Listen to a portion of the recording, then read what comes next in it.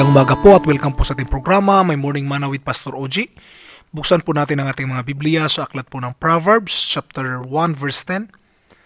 My son, if sinners entice you, do not consent. Our topic for this morning is protecting our kids.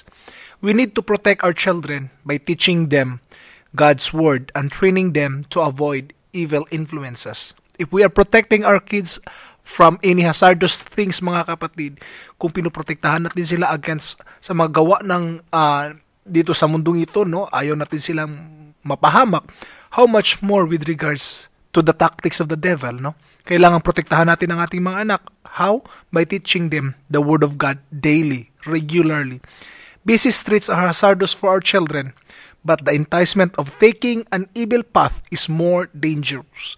The streets are so dangerous, but there are more dangerous than that, which is the tactics of the devil, the enticement of the devil, mga kapatid.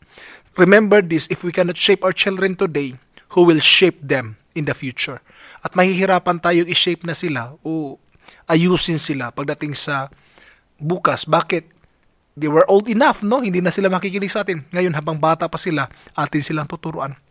Last point po, tomorrow's world will be shaped by what we teach our children today. So it's very important as parents that we have to teach our children what is necessary in order for them to grow, mature before the Lord.